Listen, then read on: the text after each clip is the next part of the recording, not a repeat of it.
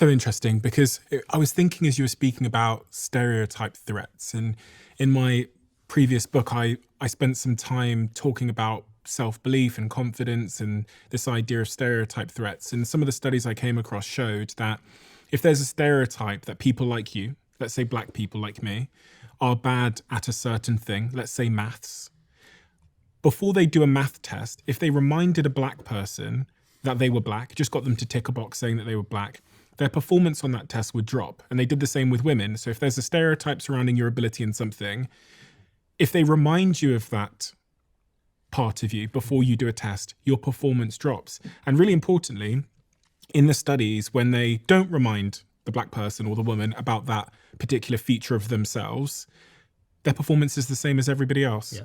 And it's interesting that you say that when you're talking about money, that we have a stereotype threat there. We exist in a world where we think people like us make a certain amount of money.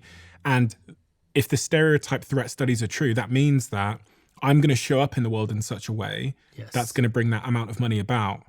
But it's not easy to genuinely believe outside of your stereotype. 100%. Outside of the context in which you were raised. I went undercover in a school in a rough area in Liverpool that was doing very poorly. And I was undercover as a school teacher. So I was getting to know the kids. And I met this one kid. And I remember him saying to me about his plans for the future. And I sat there and I said, do you know any millionaires? He was like, no, there's no millionaires around here. I was like, have you ever met one? He goes, I've never ever met one. And in that moment, and his mum, which it's on video, it was a Channel 4 documentary I did. He then goes, but I think I want to be a millionaire. And his mum burst out laughing. She was on the sofa next to him and she burst out laughing. And I remember asking her on camera saying, why are you laughing?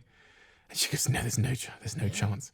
So it's like indoctrinated into your context, your family, your roots, your friendship networks that you can't make it. So it's hard. It is 100% difficult.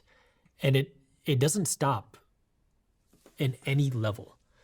If, for example, when I told my parents that I didn't want to be a doctor, I was told by everybody I'm throwing my parents' sacrifice away and that somebody like me can never make it in business because I don't know anything about business. No one in my family is a business person. No one in my family is an investor. No one in my family does this. You never learned this stuff before. You didn't get into business school. How are you going to do this? And I'm not saying this to compare.